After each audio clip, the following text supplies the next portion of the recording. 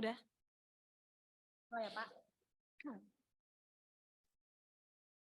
Assalamualaikum warahmatullahi wabarakatuh. Selamat siang dan salam sejahtera bagi kita semua.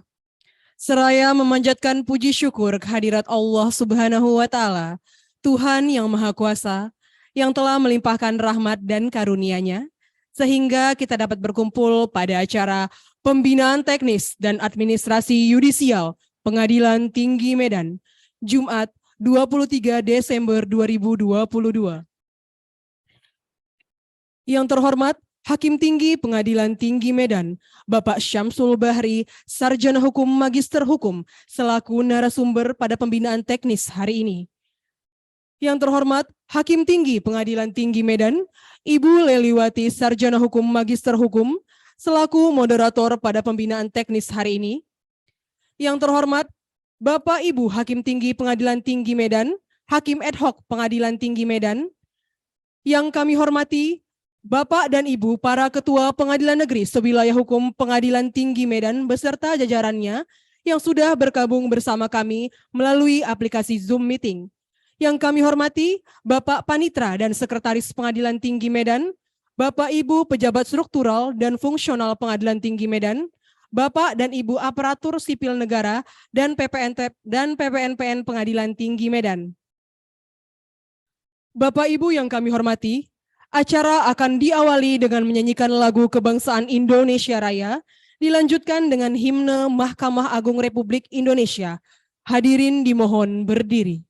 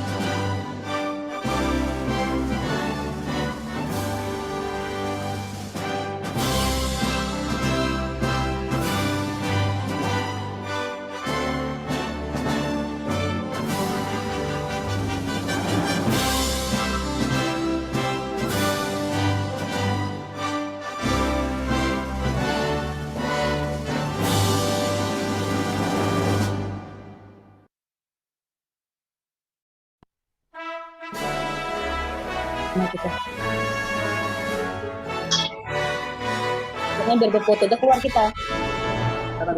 Iya, iya kan.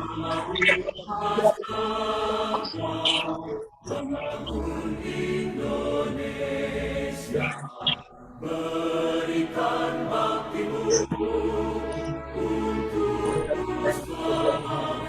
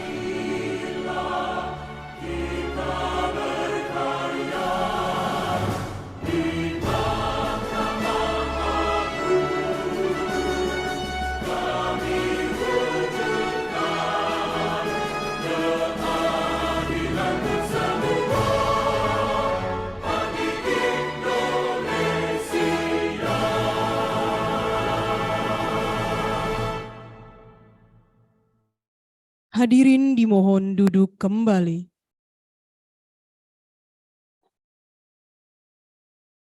Acara selanjutnya yaitu pembacaan doa yang dipimpin oleh Bapak Afrizal Sarjana Hukum Magister Hukum.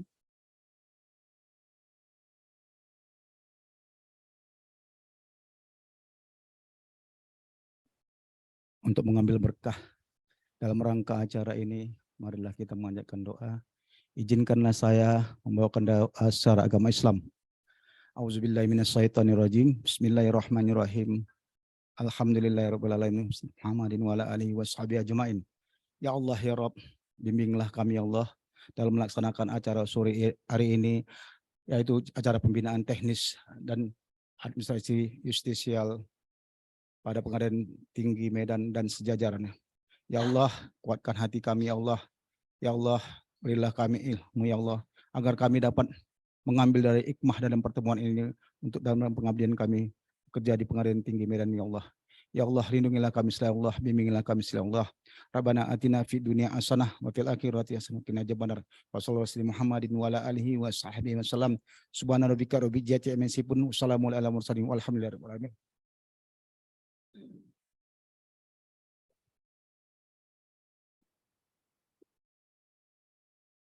Bapak Ibu hadirin yang kami hormati, acara dilanjutkan dengan pemaparan materi dengan tema penyitaan dan eksekusi terhadap surat berharga atau saham yang dibawakan oleh Bapak Syamsul Bahri Sarjana Hukum Magister Hukum, Hakim Tinggi Pengadilan Tinggi Medan selaku pembicara, dan Ibu Leliwati Sarjana Hukum Magister Hukum, Hakim Tinggi Pengadilan Tinggi Medan selaku moderator, yang nantinya acara ini akan dirangkaikan dengan sesi tanya jawab. Selanjutnya, waktu dan tempat kami persilakan kepada moderator Ibu Leliwati Sarjana Hukum Magister Hukum. Disilakan. Assalamualaikum. Assalamualaikum.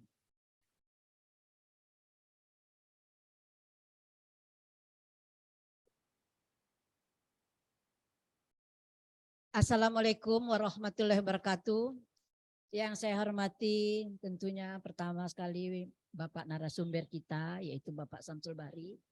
Yang saya hormati Bapak Hakim Tinggi dan Bapak Hakim Tinggi ad hoc. Dan yang kami hormati Bapak Panitra, Bapak Sekretaris, Bapak dan Ibu pejabat struktural, dan Bapak Ibu yang hadir di ruangan ini sekalian. Yang saya hormati juga Bapak dan Ibu Ketua Pengadilan Negeri Sewilayah Sumatera Utara, dan Bapak Ibu para hakim dan seluruh karyawan-karyawati yang mengikuti acara pembinaan teknis ini melalui Zoom meeting. Bapak Ibu sekalian,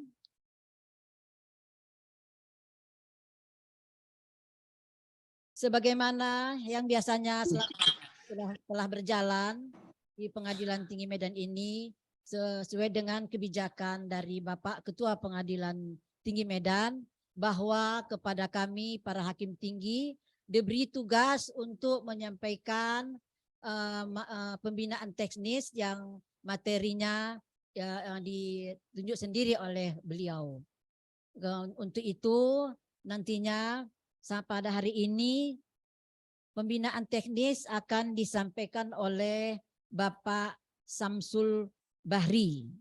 Sebelum Bapak Syamsul Bahri menyampaikan materi beliau, di sini saya akan membacakan secara singkat CV beliau. Bapak Syamsul Bahri ini adalah calon hakim angkatan 3. Calon hakim pertama, beliau bertugas di Pengadilan Negeri Medan.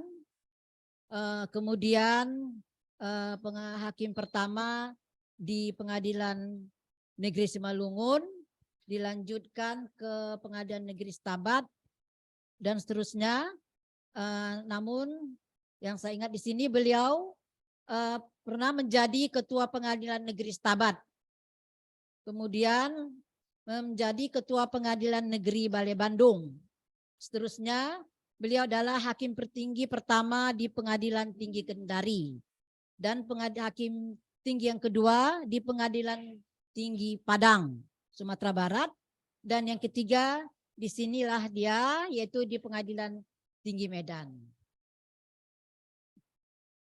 Bapak Ibu sekalian, adapun materi yang akan disampaikan beliau adalah berjudul penyitaan dan eksekusi terhadap surat berharga dan saham.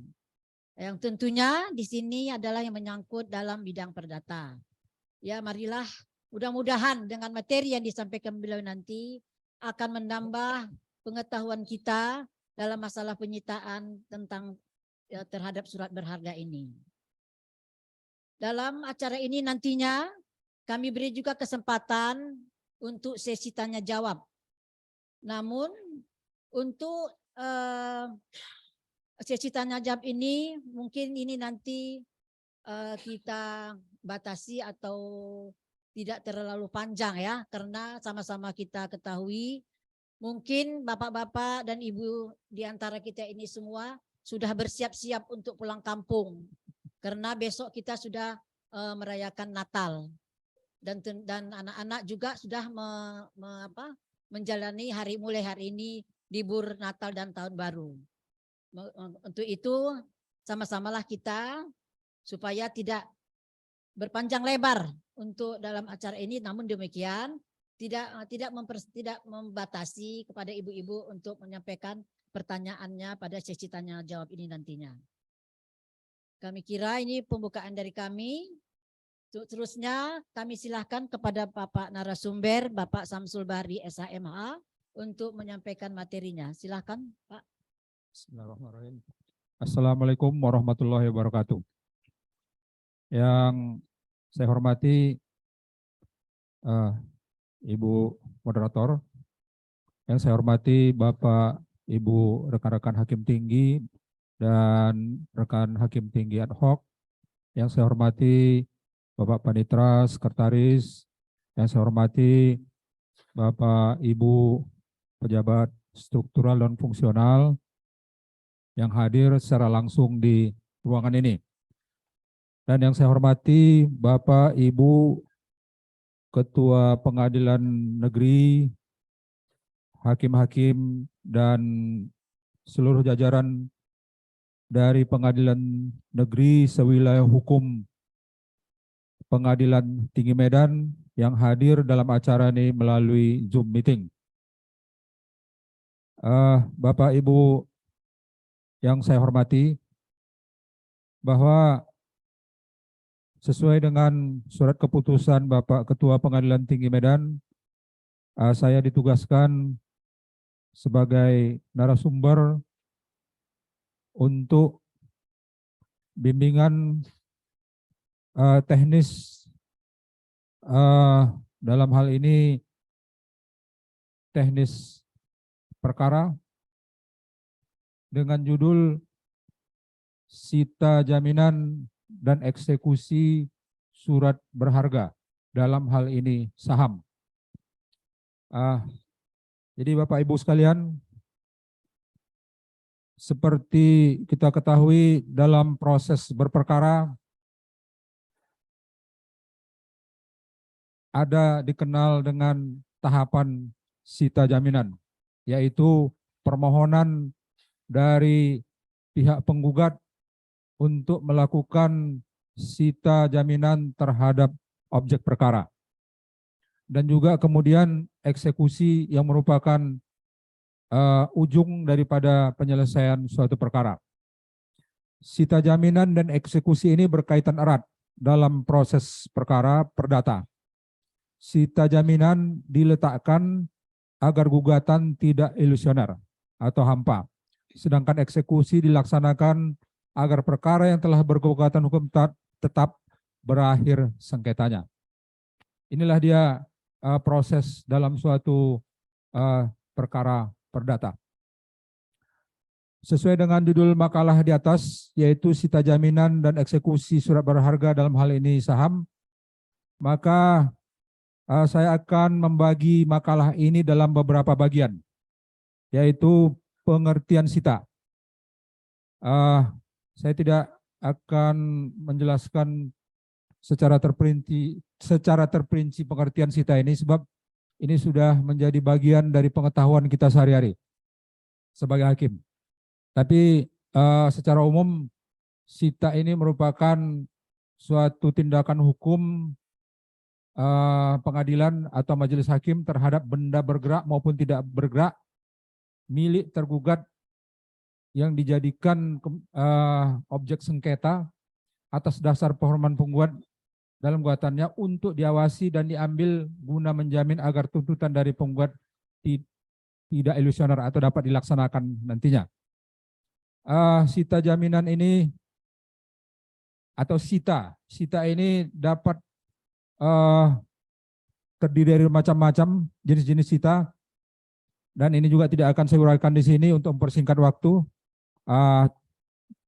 Contohnya umpamanya sita jaminan, sita marital, sita umum atau yang dikenal juga dengan sita untuk kepailitan dan lain sebagainya. Dan selanjutnya akan diuraikan juga tentang pengertian eksekusi, yang mana eksekusi ini merupakan bagian dari penyelesaian perkara, yaitu terhadap perkara-perkara yang telah berkekuatan hukum tetap yang bersifat menghukum, maka penyelesaian daripada perkara ini adalah eksekusi. Apabila pihak yang kalah dalam perkara ini tidak secara sukarela melaksanakan putusan pengadilan. Jadi sifat eksekusi ini adalah memaksa. Kalau terjadi perdamaian atau kesepakatan di antara para pihak yang berperkara, maka penyelesaian perkara tidak memerlukan eksekusi, tetapi eksekusi didasarkan kepada secara sukarela. Dan selanjutnya juga ada jenis-jenis eksekusi yang mana dapat kita ketahui dalam pelaksanaan tugas kita, yaitu eksekusi melaksanakan suatu perbuatan. Diatur dalam pasal 225 HIR, eksekusi real, ini juga sudah kita ketahui bersama, yaitu melakukan suatu tindakan nyata, menyerahkan atau mengosongkan barang contohnya, dan eksekusi membayar sejumlah uang. Dan permasalahan eksekusi dan sita ini tentunya sudah kita pahami bersama, dan untuk itu tidak akan kami uraikan secara terperinci lagi, dan ini ada di dalam makalah kami. Dan selanjutnya juga pengertian surat berharga. Surat berharga ini dapat diartikan secara umum surat yang diadakan oleh seorang sebagai pelaksana pemenuhan suatu prestasi yang merupakan pembayaran harga sejumlah uang. Banyak istilah-istilah surat berharga ini, dalam bahasa Belanda disebut waardepapir, dan negara-negara Anglo-Saxon dikenal dengan istilah negotiable instrument. Contohnya wesel cek, sertifikat deposito, dan lain-lainnya. Dan surat berharga ini dapat dijadikan sebagai alat pembayaran juga atau alat pengganti uang terhadap sesuatu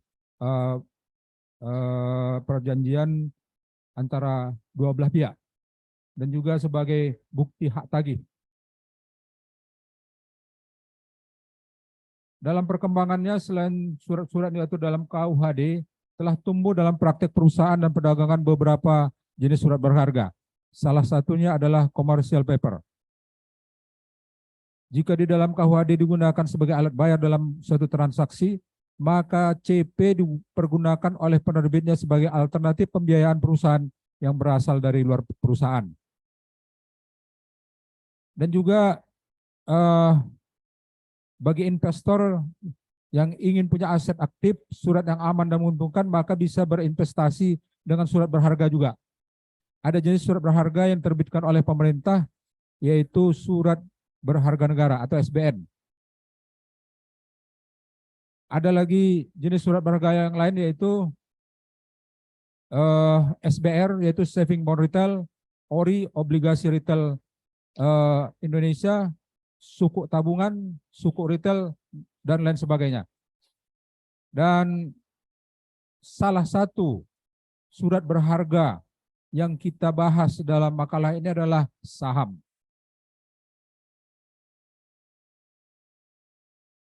Bapak Ibu sekalian, dalam makalah ini setelah kami jelaskan tadi hal-hal yang perlu mendapatkan pengertian secara umum, selanjutnya akan kami kemukakan permasalahan yang menjadi topik dari makalah ini. Yang menjadi persoalan sita jaminan terhadap surat berharga tidak terlepas dari permasalahan objek atau benda yang dimintakan, mengingat terdapat ketentuan yang membatasi untuk dilakukan sita atasnya. Salah satunya ialah saham. Jadi saham ini tidak bisa disita sebagaimana objek sitaan yang lain. Saham ini, objek sita saham ini khusus dia perlakuannya dibandingkan dengan objek sita yang lain. Jadi sebelumnya kami berikan pengertian tentang apa yang dimaksud dengan saham, yaitu modal dasar perseroan terbatas yang memiliki nilai nominal tertentu. Saham tersebut sebagai suatu tanda masuk ikut serta dalam modal perseroan, yang pembagian modalnya dalam saham-saham tersebut dan diatur dalam anggaran dasar, serta anggaran dasar tersebut merupakan bagian dari akta pendirian perseroan terbatas. Saham sendiri merupakan salah satu benda yang dikualifikasikan sebagai benda bergerak yang tidak berwujud. Hal ini diatur dalam pasal 511 KUH Perdata junto pasal 503 KUH Perdata. Saham dapat dijadikan sebagai objek sita jaminan dengan syarat yang telah diatur dalam pasal 227 ayat 1 HR, di mana sita jaminan dapat dilakukan dengan dasar adanya persangkaan yang beralasan bahwa saham tersebut akan digelapkan atau dipindahkan oleh tergugat. Permasalahan muncul ketika terdapat pengaturan atau pedoman yang bertentangan dengan pelaksanaan sita jaminan terhadap saham, yaitu buku 2 Pedoman Teknis, Administrasi dan Teknis Peradilan Perdata Umum yang diberlakukan berdasarkan keputusan Ketua Mahkamah Agung nomor KMA /032 /4 2006. Dalam huruf Y angka 11, pedoman tersebut mengatur bahwa hakim tidak boleh melakukan sita jaminan atas saham. Pertentangan ini memunculkan ketidakpastian hukum bagi hakim saat menetapkan suatu sita jaminan dengan objek saham yang berdampak pada praktik pelaksanaannya, yaitu inkonsistensi hakim di pengadilan karena kesulitan dalam mengabulkan sita jaminan yang objeknya saham. Jadi buku 2 Pedoman Teknis Administrasi dan Teknis Peradilan Perdata Umum tidak membolehkan penyitaan terhadap saham. Dalam Rakernas dijelaskan suatu objek sita baru dapat disita apabila jelas mengenai barang apa yang hendak disita. Harus jelas menyebutkan secara rinci identitas barang tersebut, baik nama pemegangnya, jumlahnya, dan tempat terdaftarnya. Dalam artian, maka penetapan sita jaminan atas saham harus merinci identitas pemilik saham, nomor seri, harga, atau nilai yang tercantum dalam saham, kapan saham diperoleh, serta jumlah saham yang akan disita. Inilah yang menjadi kesulitan, makanya dalam buku 2 tersebut sedapat mungkin tidak dikabulkan permohonan sita saham. Karena saham ini adalah barang bergerak yang sangat liquid, peredarannya di bursa efek.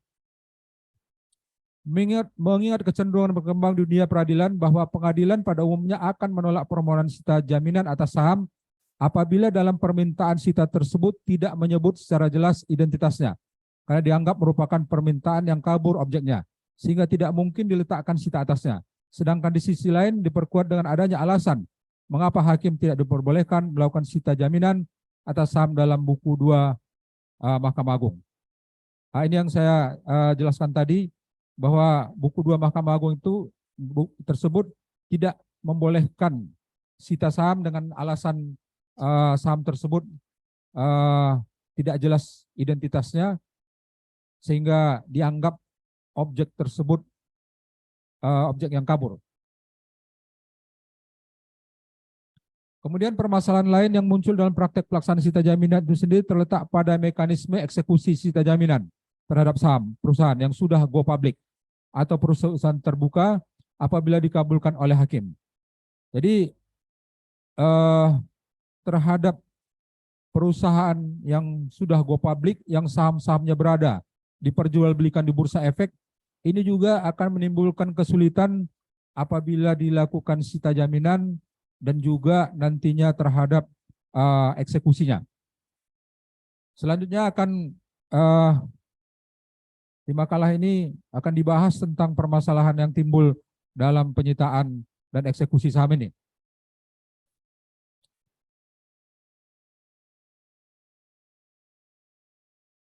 Eksistensi pengaturan sita jaminan atas saham diatur dalam HR dan buku 2 Pedoman Teknis Administrasi. Sita jaminan merupakan salah satu upaya untuk menjamin hak yang dilakukan dengan menyita benda-benda bergerak maupun tidak bergerak milik tergugat agar suatu perusahaan dapat yang dimenangkan oleh pihak pemohon tidak ilusoir. Ini akan saya persingkat saja. Jadi kewenangan Mahkamah Agung yang mengatur tentang hukum acara khususnya yang berkaitan dengan sita ini adalah berdasarkan pasal 79 Undang-Undang Nomor 14 Tahun 85 tentang Mahkamah Agung yang menjelaskan bahwa dalam suatu kondisi Mahkamah Agung diberikan kewenangan untuk membentuk peraturan yang secara keseluruhan merupakan bagian dari hukum acaranya. Jadi ketika terjadi kekosongan hukum terhadap masalah sita tentang saham ini, maka kemudian Mahkamah Agung menerbitkan pedoman dalam buku 2 tersebut yang melarang hakim untuk melakukan sita jaminan atas saham. Ini dia dasar hukumnya kenapa atau mengapa buku 2 tersebut diberlakukan dan menjadi pedoman bagi hakim dalam pelaksanaan teknis peradilan.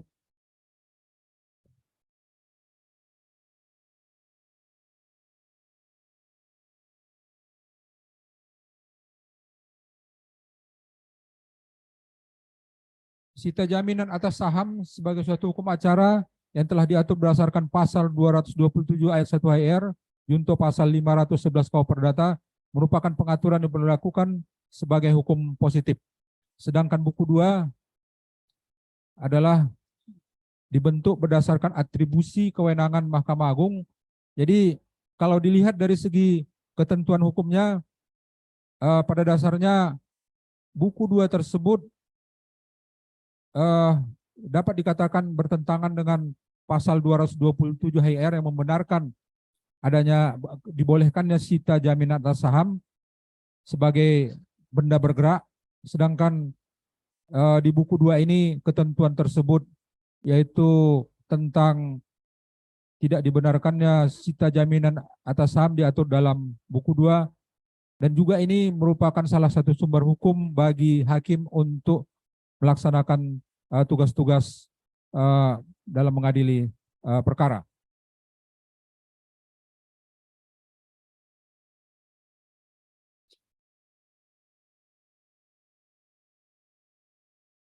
Jadi terhadap permohonan sita jaminan ini tentunya harus didasarkan kepada syarat-syarat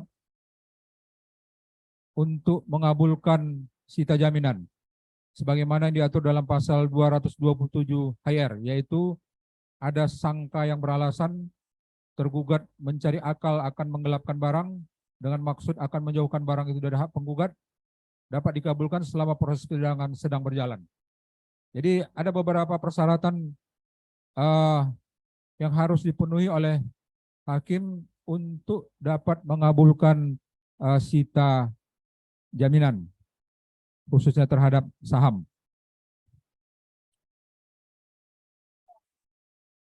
Praktiknya buku 2 pedoman teknis administrasi hanya bersifat buku bantu untuk hakim ketika mengetahui suatu aspek hukum, di mana dalam pedoman tersebut mengangkat peraturan-peraturan sesungguhnya yang kemudian disusun dalam buku 2 pedoman teknis administrasi.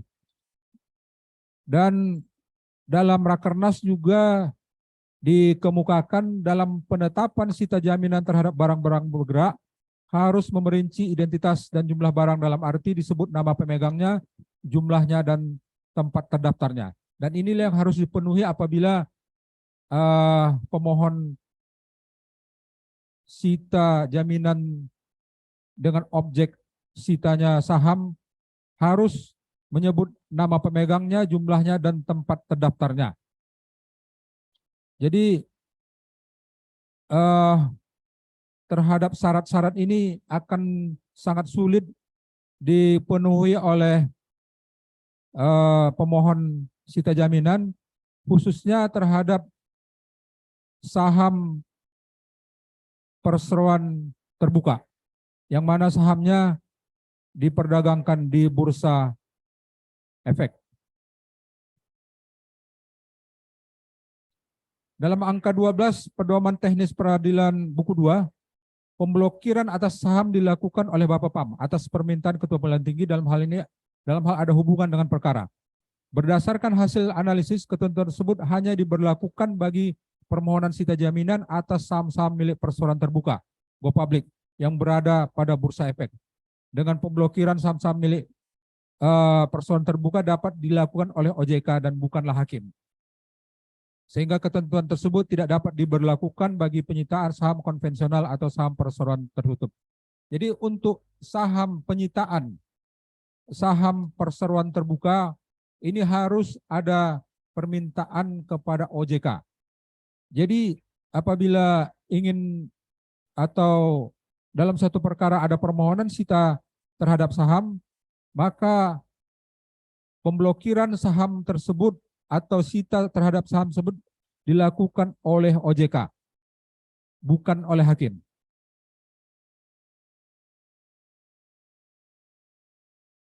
Berlainan dengan mekanisme sita jaminan terhadap saham pada perseroan tertutup, pada umumnya tidak terdapat problematika saat pelaksanaannya. Tidak ada hambatan dalam mekanisme eksekusi sita jaminan dalam perseroan tertutup dikarenakan penyitaannya bersifat administratif, di mana sifat saham ini tidak berwujud sehingga lebih memiliki makna juridis. Saat proses eksekusi cukup dengan juru sita menyatakan jumlah lembaran saham dan identitas kepemilikannya yang kemudian menetapkan sita saham tersebut didaftarkan di Departemen Hukum dan Hak Asasi Manusia atau disebut dengan Depkumham. Pengalihan saham sendiri diawali dengan perubahan akta pendirian yang di dalamnya terdapat susunan pengurus, anggaran dasar, dan identitas pemilik saham yang didaftarkan di Depkumham. Inilah dia mengapa terjadi perbedaan penyitaan dalam perseroan terbuka dan perseroan tertutup. Kalau perseroan terbuka harus melalui proses di OJK dan bursa saham.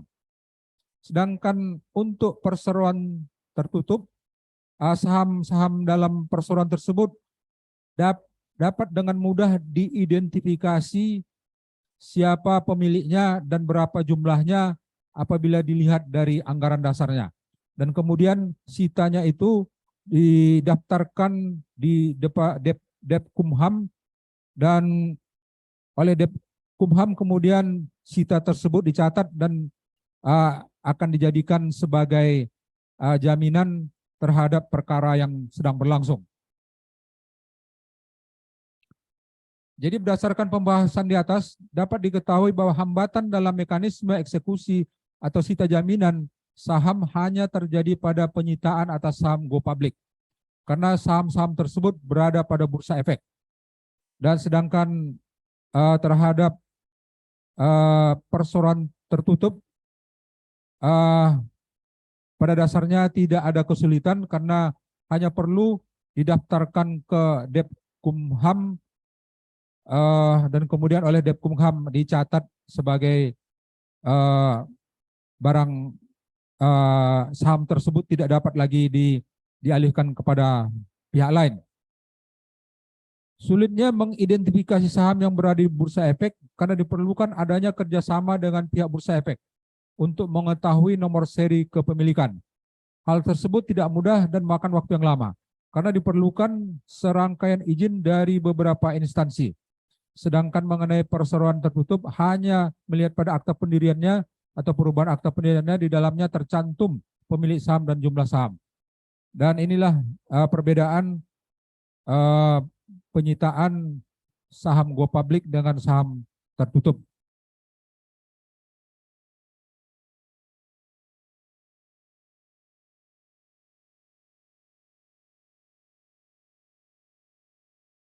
Jadi peluang pengadilan atau majelis hakim dalam menolak permohonan sita jaminan saham, terutama jika identitas dari kepemilikan saham tersebut tidak disebutkan dengan jelas. Meskipun telah ada alasan kuat bagi pihak penggugat untuk mengajukan permohonan sita saham, berdampak pada kerugian moral dan material bagi pihak bersangkutan sehingga berakibat kepada ketidakpastian hukum dalam penyelesaian sengketa perdata. Jadi apabila sengketa perdata yang diajukan ke pengadilan tentang perseroan terbuka dan penggugat meminta atau bermohon untuk melakukan sita jaminan terhadap saham, ini akan menemui kesulitan dalam pelaksanaan sitanya. Sehubungan saham-saham tersebut tidak dapat dilihat dari anggaran dasar maupun anggaran pendirian dari perseroan terbatas yang dimaksud. Sementara saham-saham perseroan tersebut berada dalam perdagangan di bursa efek dan setiap saat saham tersebut bisa berganti tangan dalam satu hari beberapa kali, sehingga hal ini sangat menyulitkan untuk meletakkan sita terhadap saham perseroan terbatas. Ini dia kesulitannya. Kesimpulannya, berdasarkan pembahasan di atas, maka dapat ditarik kesimpulan pengaturan terhadap sita jaminan atas saham yang diberlakukan dapat didasarkan kepada HIR, tetapi tentunya dengan syarat-syarat tertentu. Dan untuk perseroan terbuka banyak terdapat kesulitan untuk meletakkan sita, sedangkan terhadap perseroan tertutup dapat dilakukan melalui Depkumham. Dan inilah yang menjadi dasar buku 2 melarang hakim untuk melakukan sita jaminan terhadap saham. Terdapat perbedaan mekanisme eksekusi sita jaminan terhadap saham pada perseroan tertutup dan terbuka, di mana tidak terdapat problematika saat eksekusi sita atas saham konvensional atau tertutup, dikarenakan penyitaannya bersifat administratif, di mana sifat saham itu tidak berwujud sehingga memiliki makna juridis. Tetapi terhadap sita saham go public banyak menemui hambatan karena saham tersebut berada di bursa efek, sehingga pelaksanaannya sulit dilakukan. Berkaitan dengan mekanisme eksekusi sita jaminan terhadap saham yang tidak diatur secara terinci dalam HIR, hanya mengatur sita secara umum tentang barang bergerak, menjadikan peraturan ini sendiri menjadi tidak jelas. Dan di sisi lain, peraturan diciptakan untuk mencapai kepastian hukum jika melihat kembali kepada cita-cita hukum Indonesia. Oleh karena itu, untuk mencapai suatu kepastian hukum diperlukan adanya produk hukum perdata nasional dalam sebuah undang-undang yang dapat mengakomodir dinamika hukum, mengingat bahwa terdapat dualisme hukum dalam produk hukum acara perdata saat ini.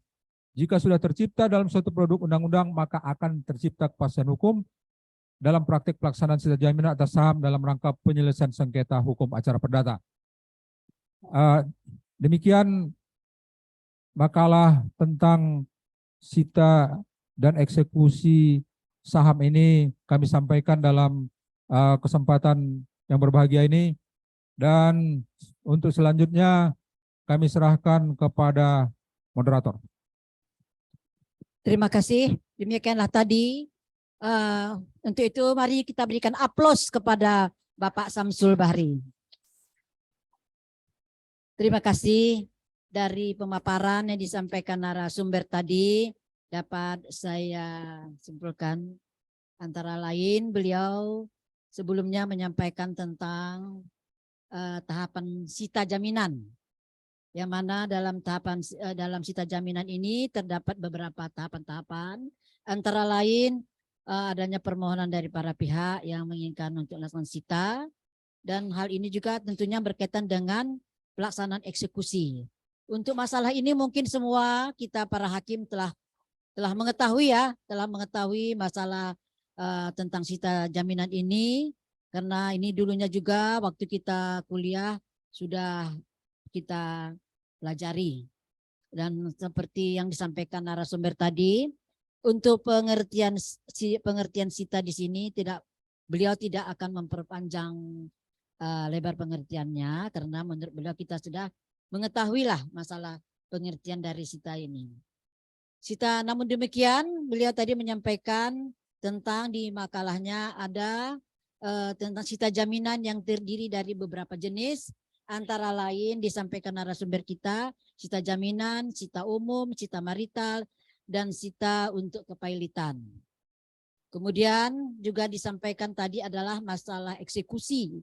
Masalah eksekusi ini juga mungkin kita semua sudah mengetahui ya, terlebih-lebih terutama kepada Bapak Ibu Ketua Pengadilan Negeri, masalah eksekusi ini hal yang harus diketahui karena sebagai Ketua Pengadilan ada yang mengatakan bahwa eksekusi itu adalah mahkota dari Ketua Pengadilan.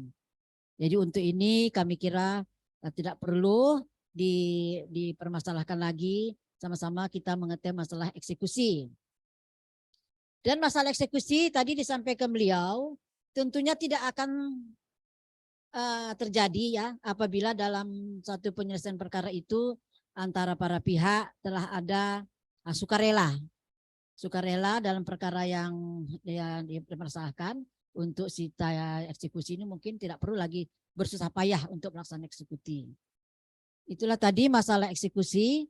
Namun dalam makalah ini yang saya lihat beliau lebih mengutamakan tentang dari pengertian masalah surat berharga, yaitu saham, yang mana surat berharga juga sudah disampaikan di makalah beliau, diambil secara umum pengertian tentang dari masalah surat berharga ini. Untuk itu kami kira kita juga bisa mempelajarinya masing-masing. Dan surat berharga yang tentunya dikaitkan tadi dalam Kitab Undang-Undang Hukum Dagang, yang itu yang pada umumnya tersangkut menyangkut bagi investor ya, bagi investor yang selalu berhubungan dengan surat berharga ini. Dan di situ juga tadi disampaikan beliau tentang macam-macam surat berharga. Kemudian saham-saham dalam makalah ini topiknya sini agak ditekankan beliau, yaitu masalah saham yang di dalam KUH Perdata, yaitu diatur dalam pasal 115 yang menyangkut tentang saham, yaitu dalam sita jaminan. Di dalam SEMA ada yang mengatur tentang terhadap sita jaminan ini karena di dalam buku kedua ya Mahkamah Agung ada yang diatur tentang pedoman bagi hakim, bagaimana pedoman teknis untuk melaksanakan penyitaan ini terhadap permohonan sita terhadap saham ini. Dalam pelaksanaan ini disampaikan beliau tadi agak sulit dilaksanakan kita karena di dalam Rakernas juga sudah dibahas tentang masalah apa ini untuk pelaksanaan sita saham ini harus jelas. Saham itu di mana keadaannya, di mana objeknya, siapa subjeknya, berapa jumlah jumlahnya, maka untuk itu sangat sulit untuk dikabulkan. Terutama karena tidak ada jelas diatur, maka Mahkamah Agung memberikan pedoman kepada hakim untuk lebih berhati-hati untuk melaksanakan sita jaminan terhadap saham ini. Karena dalam saham ini juga ada dua sita ini yang sulit untuk dilaksanakan, terutama pertama dalam perseroan yang terbuka.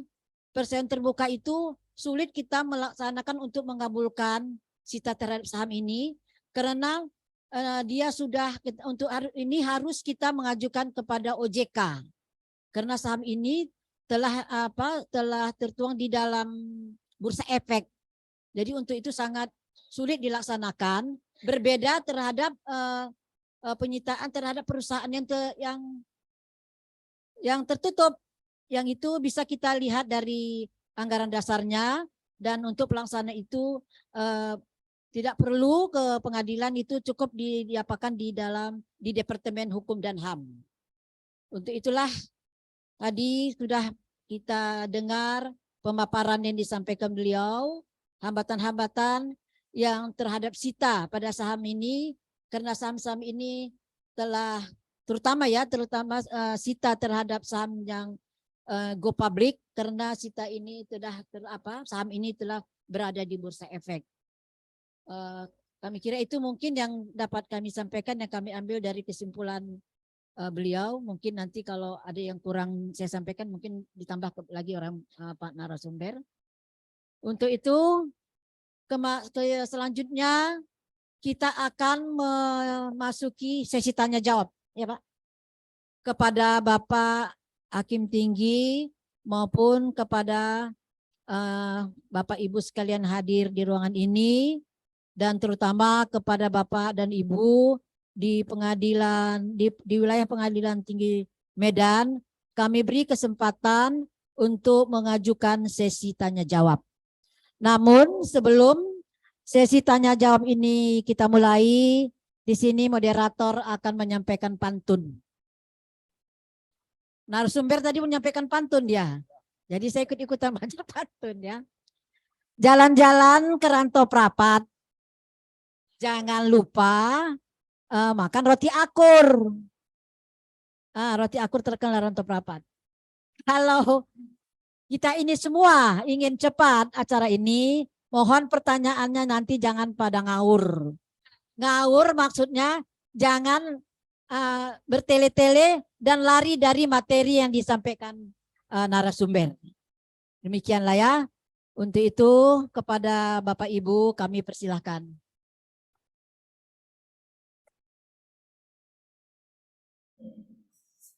Kita dulu atau? Ada yang bertanya? Pak Dahlan? Pak Dahlan cukup. Pak, nampaknya Pak Dahlan mau cepat-cepat berangkat ini ke Jakarta nih ya, karena besok Natal. Kepada Bapak Ibu dari PN. Silakan Pak Arsono. Pak Panitra atau Pak siapa? Pak Panitra. Pak Panitra, Pengadilan Tinggi. Silakan Pak. Terima kasih Bu. Pertanyaannya? Jadi begini Bu. Ya. Tadi kan disampaikan narasumber tadi bahwa penyitaan itu ya penyitaan PT tertutup kan mudah katanya. Sedangkan untuk yang PT terbuka TBK itu harus ada izin dari OJK. Ya. Nah, yang kami tanyakan ini kewenangan untuk menyita itu berarti kan ada pada OJK Pak, bukan pada hakimnya ya? Ya Bu? Ya. Nah sekarang maksud saya ini kan berarti kita kalau umpamanya ajukan permohonan. Dari pengadilan minta ke OJK itu Bu? Untuk menyita. Atau gimana Pak? Itu ya. Ya. Begini, dapat kami simpulkan tadi pertanyaan Bapak Panitra ini masalah penyitaan dalam perusahaan tertutup dan terbuka. Dalam tertutup tadi tidak permasalahan, yang permasalahan menurut beliau yang terbuka ya. Kemudian Iya. saya bertanyakan apakah bisa, kita tidak, ini belum dapat kesimpulan tadi, apakah bisa disita atau enggak yang terbuka itu? Iya. Yang terbuka itu. Makasih, Bu. Jadi pertanyaan beliau, karena tadi disampaikan bahwa penyitaan untuk dalam perusahaan terbuka itu harus sulit dan harus mendapat kemajukan ke OJK. Jadi untuk kita sendiri bagaimana untuk pelaksanaannya? Gitu Pak narasumber. Ya, terima kasih kami sampaikan kepada Pak Panitra atas pertanyaannya. Sebagaimana kami sampaikan tadi, saham perusahaan ini ada dibagi dua, yaitu perusahaan terbuka dan perusahaan tertutup. Terhadap perusahaan tertutup, penyitaannya tidak banyak masalah. Karena saham perusahaan ini tidak diperdagangkan keluar. Tapi dia hanya disebutkan para pemegang saham dalam anggaran dasar dan anggaran pendirian perusahaan. Siapa-siapa di situ, orang-orang yang mendirikan perusahaan, jabatannya apa dan berapa jumlah sahamnya dan atas nama siapa saham tersebut. Jadi terhadap perseroan tertutup ini, apabila ada permintaan atau permohonan sita dari pihak penggugat umpamanya, ini jelas dia, jelas identitasnya, jelas jumlahnya, dan jelas di mana ini letak keberadaan saham ini. Makanya untuk saham PT tertutup ini hampir tidak ada masalah, ya. Yang jadi permasalahan adalah terhadap perseroan terbuka, di mana saham dari perseroan terbuka ini diperdagangkan di Bursa Efek. Dan di sini kalau dilihat dari anggaran dasar atau anggaran pendirian perusahaan tersebut, sudah tidak jelas lagi nih keberadaan saham ini. Saham perusahaan ini sudah diletakkan dia di Bursa Efek untuk diperdagangkan. Dan siapa pemiliknya ini juga tidak jelas. Tidak ada lagi atas nama di sini. Jadi dia ini atas tunjuk saja ini saham ini. Saham yang atas perusahaan A ini satu hari bisa berpindah tangan berkali-kali. Dan juga harganya juga tidak pasti. Bisa 1 jam naik, 1 jam turun, begini dia terus harga saham tersebut. Dan juga keberadaan saham ini juga tidak diketahui dengan pasti. Bisa dia saham ini di Indonesia diperdagangkan, bisa juga dia sudah listing di Bursa Efek Amerika atau di Hong Kong atau di mana, sehingga ketika mau disita ini barangnya entah di mana, tidak tahu nih. Jadi sementara syarat untuk menyita atau meletakkan sita terhadap barang tersebut adalah harus jelas. Objeknya itu harus jelas, siapa pemiliknya, kalau dia itu berbentuk saham atau berbentuk barang tidak bergerak itu di mana keberadaan benda ini, berapa nilainya, siapa pemegangnya, dan lain sebagainya yang harus dipenuhi untuk dapat meletakkan sita. Sebab kalau hal-hal tersebut tidak jelas, ini bisa dianggap objeknya kabur. Jadi tidak dapat diletakkan sita jaminan terhadap objek yang kabur. Inilah salah satu alasan mengapa dalam buku 2 pedoman administrasi terhadap saham yang seperti ini tidak boleh diletakkan sita jaminan, sebab ini akan banyak menimbulkan persoalan. Di samping itu juga dalam Bursa Efek ini ada beberapa lembaga yang berwenang terhadap saham ini. Termasuk di situ OJK, termasuk Bapepam, Bapepti, dan banyak lembaga-lembaga yang mengatur tentang peredaran saham ini. Sehingga kalaupun mau diletakkan sita terhadap saham ini, pengadilan tidak bisa langsung datang ke Bursa Efek dan kemudian membacakan penetapan hakim sebagaimana biasa, peletakan sita jaminan, tidak bisa jurusita datang ke Bursa Efek membacakan penetapan hakim bahwa saham ini kami letakkan sita. Ini tidak bisa. Prosedurnya harus melalui Bapak PAM, melalui Bapekti, melalui OJK dan lain-lain sebagainya, dan mereka dan lembaga-lembaga inilah kemudian nanti yang akan memblokir. Kalaupun bisa diletakkan sita terhadap saham terbuka ini, mereka inilah yang memblokir saham-saham tersebut, bukan pengadilan. Demikian Pak Panitra. Kami kira sudah jelas Pak Panitra ya. Jadi untuk saham terbuka kemungkinan sulit kita laksanakan sebagaimana diterangkan Bapak narasumber tadi, karena sahamnya sudah beredar ya di Bursa Efek ya. Jadi untuk itu, ada lagi yang mau bertanya masalah saham ini?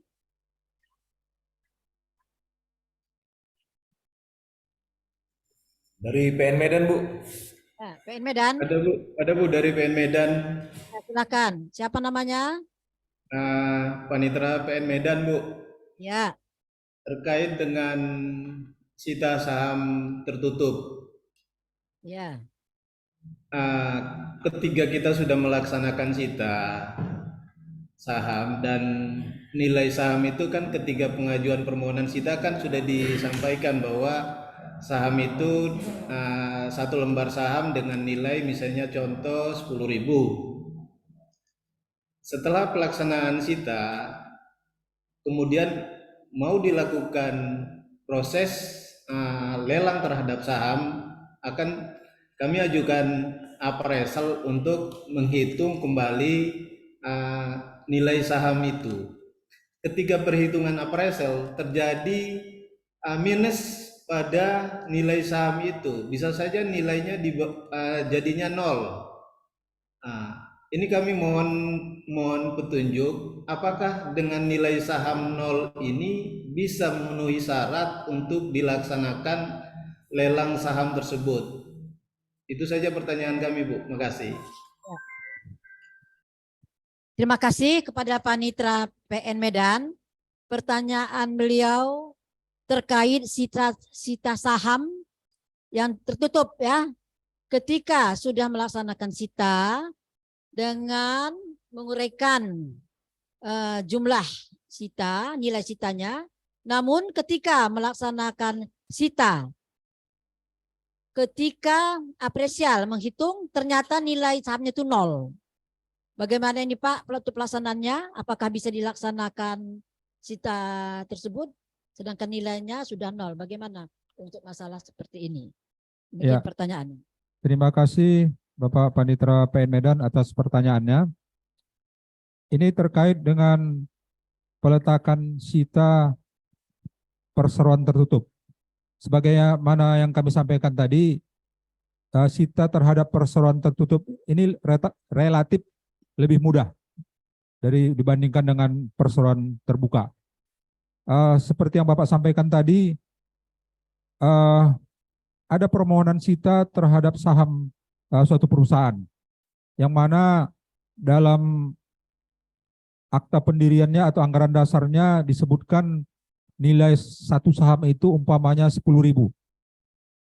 Dan kemudian diletakkanlah sita atas saham yang bernilai 10.000 ini. Dan kemudian perkaranya selesai umpamanya 2 tahun kemudian. Ini kemudian dimohonkan eksekusi terhadap saham yang telah disita tersebut. Yang dulunya nilainya 10.000, ternyata ketika akan dieksekusi lelang, nilainya sudah 0 atau bahkan minus atau apa. Dan bagaimana kondisi yang seperti ini? Apakah lelang bisa dilanjutkan atau tidak? Jadi tentunya kita harus tetap berpedoman kepada yang dilelang itu adalah barang yang disita yang memiliki nilai, Pak. Jadi kalau dulu dia bernilai 10.000 dan 2 tahun yang lalu, dan sekarang ketika mau dilelang barang ini sudah tidak bernilai lagi, apalagi dia ini berupa berbentuk saham perusahaan, perusahaannya ini sudah bangkrut atau sudah tutup atau sudah tidak beroperasi lagi, tentunya nilai sahamnya ini sudah tidak ada lagi, dan ini tentunya lelangnya tidak akan terlaksana sebab yang mau dilelang ini adalah barang yang memiliki nilai, yang nantinya akan dinilai berbentuk uang, dan kemudian nanti hasil lelang ini nanti akan dibayarkan kepada pihak yang menang, dalam hal ini umpamanya penggugat, untuk membayar hutang-hutang dari tergugat, dan ternyata barang yang dilelang ini tidak bernilai, ya artinya lelang tidak dapat dilaksanakan. Dan ini tidak dapat dilaksanakan ini, apakah tidak dapat dilaksanakan secara permanen atau menunggu saham perusahaan ini bangkit lagi atau mempunyai nilai lagi, ini nanti tentunya tergantung daripada si pemohon lelangnya. Jadi artinya kalau dijumpai suatu permohonan lelang dan pelaksanaan lelangnya itu barangnya itu tidak punya nilai, berarti lelang tidak dapat dilanjutkan. Demikian, Pak. Bagaimana, Pak? Itulah tadi jawaban dari narasumber. Apabila untuk pelaksanaan lelang ini ternyata nilainya sudah 0, otomatis pelaksanaan lelang ini tidak bisa dilaksanakan. Ya, terima kasih Bu atas petunjuk dan saran beliau. Terima kasih. Terima kasih. Untuk selanjutnya, apa masih ada yang mau bertanya? Mandeling Natal Ibu. PN Mandeling Natal. Ya. Silakan. Siapa? Baik, dengan Ida Maryam Hasibuan, hakim dari Mandeling Natal Ibu. Siapa namanya? Ida Maryam Hasibuan. Oh, Bejas. Hasibuan yang Hakim PN Medan dulu. Yo Ibu, ya siap. Siap Ibu. Oh yo. Baru hasil sih. Ya. Hakim Ibu. Nah, silakan. Ya. Singkat Ibu pertanyaannya terhadap putusan pengadilan yang sudah berkekuatan hukum untuk pembayaran sejumlah uang atas perusahaan BUMN. Apakah pengadilan bisa menyita saham terkait dengan saham dari BUMN tersebut, Ibu? Terima kasih. Ulangi dulu, tak jelas cakapmu. BHT. Begini, putusan pengadilan yang sudah berkekuatan hukum tetap terhadap pembayaran sejumlah uang. Ya. Nah, apakah pengadilan boleh menyita saham BUMN tersebut untuk pembayaran sejumlah uang tersebut, Ibu? Iya.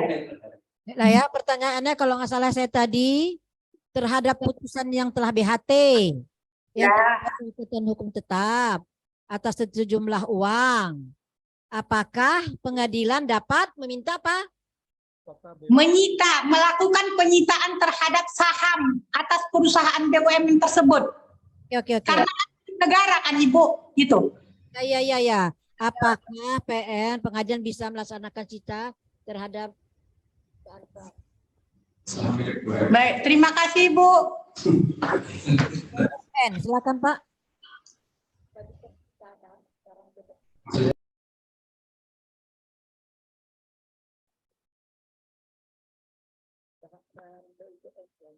Terima kasih Ibu Ida Hasibuan dari PN Madinah.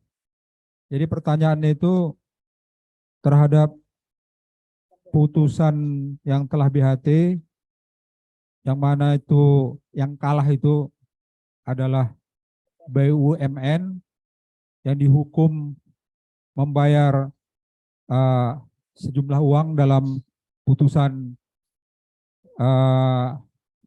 yang telah berkekuatan hukum tetap tersebut, apakah saham BUMN tersebut dapat disita untuk memenuhi putusan pengadilan. Jadi prinsipnya begini ya, Ibu Ida Hasibuan, bahwa putusan yang sudah BHT terhadap siapapun harus dilaksanakan. Kalau ada permohonan untuk melaksanakan eksekusinya. Seperti yang saya sampaikan tadi, eksekusi itu adalah upaya paksa terhadap isi putusan yang tidak dilaksanakan secara sukarela oleh salah satu pihak. Jadi terhadap BUMN yang telah kalah dalam suatu proses perkara, tentunya untuk membayar sejumlah uang terhadap pihak yang menang, ini dapat dilakukan melalui proses menegur dulu, unmanning, kepada yang bersangkutan untuk membayar sejumlah uang kepada pemohon eksekusi. Dan biasanya ini BUMN ini punya banyak uang. Jadi tidak ada istilah bahwa oleh karena itu barang milik negara tidak dapat disita. Kalau perkara ini sehubungan dengan perkara perdata utang piutang umpamanya, atau kewajiban membayar sejumlah uang, siapapun dia harus membayar utangnya. Jadi ini tidak terkecuali siapapun yang berperkara untuk boleh tidak membayar hutangnya. Walaupun dia itu BUMN, apabila telah dihukum untuk membayar sejumlah uang, maka harus ada upaya hukum eksekusi, baik itu terhadap aset-asetnya maupun sahamnya. Ini nanti dapat dilakukan eksekusi apabila yang bersangkutan tidak mau secara sukarela membayar hutangnya. Sementara seperti kita ketahui, terhadap perusahaan apa saja pun yang berhutang kepada umpamanya bank, BUMN berhutang kepada bank BRI umpamanya sejumlah uang dan gagal bayar BUMN tersebut. BRI tentunya setelah berproses perkara di pengadilan dan putusan pengadilan BHT yang menghukum BUMN dimaksud untuk membayar sejumlah uang umpamanya 1 miliar, dan oleh BUMN tersebut tidak mau melaksanakannya sukarela, maka bisa dilaksanakan eksekusi, sita eksekusi terhadap barang-barang milik BUMN tersebut untuk memenuhi kewajibannya membayar hutangnya. Demikian, Bu. Mana Mbak Uda? Demikian tadi ya jawaban dari narasumber untuk putusan yang telah BHT tadi. Terhadap siapapun yang berhutang harus dibayar. Walaupun dia itu BUMN harus membayar hutangnya. Namun demikian untuk pelaksanakan pembayaran hutang itu harus diajukan juga permohonan untuk eksekusi. Apabila untuk ini tidak terlaksana eksekusi sukarela, maka pengadilan akan melaksanakan eksekusi ya. Demikian Bu Ida, kurang jelas atau udah jelas?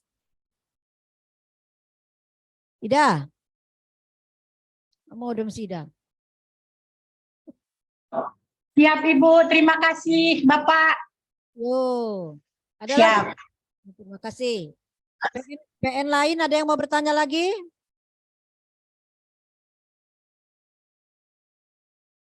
Apa mungkin sudah mau siap-siap mau pulang kampung? Kalau mau siap-siap, kita siapkan. Pak Jamuka ada mau tanya, Pak Jamuka? Pas. Pak Asibuan. Udah Sibuan deh ya. Diwakili itonya. Kepada Pak narasumber, kayaknya tidak ada yang mau bertanya. Apa Ada mau Bapak simpulkan sedikit-sedikit lagi atau kita tutup aja bagaimana Pak? Kira-kira? Saya tidak menyimpulkan, saya hanya mengucapkan terima kasih kepada Bapak Ibu yang hadir di ruangan ini dan juga kepada Bapak Ibu yang hadir secara Zoom meeting atau daring, dan mudah-mudahan apa yang saya sampaikan ini dapat bermanfaat, dan juga mungkin dalam penyampaian saya ini ada yang salah dan kurang. Ini adalah kelemahan saya. Saya bukan orang yang tahu segalanya, tetapi tetap belajar untuk secara terus-menerus menambah ilmu, termasuk juga dari Bapak Ibu sekalian, yang mana apabila yang saya sampaikan tadi ada yang salah, mohon untuk dikoreksi. Demikian saya sampaikan, terima kasih. Billahi taufiq wal hidayah. Wassalamualaikum warahmatullahi wabarakatuh. Terima kasih. Untuk acara ini kami kira sudah selesai. Kepada Bapak Ibu sekalian kami ucapkan selamat ya. Selamat berlibur, selamat menjalankan Natal, Hari Raya Natal, dan menyambut Tahun Baru untuk kita semua. Dan untuk Bapak Ibu yang mungkin akan pulang ke kampung, selamat dalam perjalanan, selamat sampai tujuan, dan mudah-mudahan di tahun 2003 kita akan bertemu kembali di acara Bintek selanjutnya. Untuk ini sekali lagi kita berikan aplaus untuk acara ini. Kami serahkan kepada MC.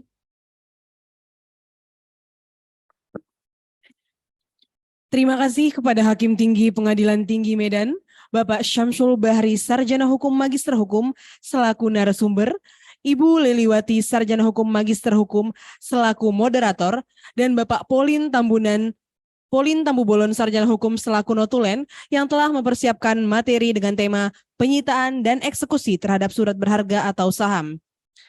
Acara selanjutnya yaitu menyanyikan lagu Bagimu Negeri. Hadirin dimohon berdiri.